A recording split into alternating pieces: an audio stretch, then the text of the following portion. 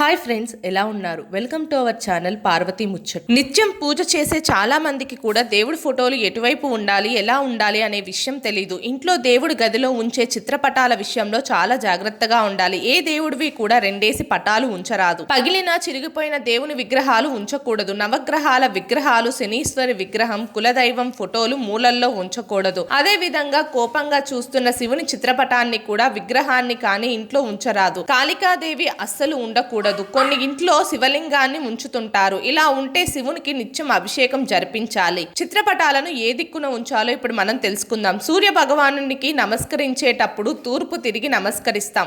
అదే విధంగా ఆయన ఫోటోను ఇంట్లో తూర్పు వైపు ఉంచడం చాలా మంచిది. దేవతామూర్తుల విగ్రహాల అన్నిటినీ కూడా ఇంట్లో తూర్పు వైపుగా, ఆ చిత్రపటాలు పడమర వైపు చూస్తున్నట్లుగా పెట్టడం చాలా మంచిది. అలా సాధ్యం కాకపోతే పడమర వైపు ఉంచి తూర్పు వైపు చూస్తున్నట్టుగా పెట్టుకోవాలి. అంతేకాని ఎట్టి పరిస్థితుల్లోనూ దక్షిణం వైపు ఏర్పాటు చేయకూడదు. లక్ష్మీదేవి ఫోటో దర్వాజాకు ఎదురుగా ఉంచుకోకూడదు.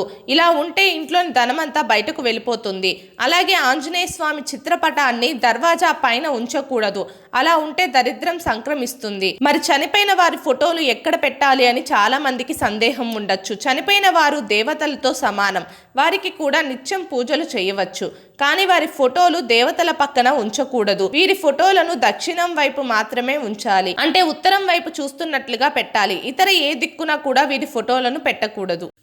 మా వీడియోస్ కనుక మీకు నచ్చినట్టయితే మా ఛానల్ని లైక్ చేయండి, షేర్ చేయండి, అలాగే సబ్స్క్రైబ్ చేసుకోవడం మాత్రం అస్సలు మర్చిపోకండి. మరిన్ని ఇలాంటి వీడియోస్ కోసం మా ఛానల్ని ఫాలో అవ్వండి.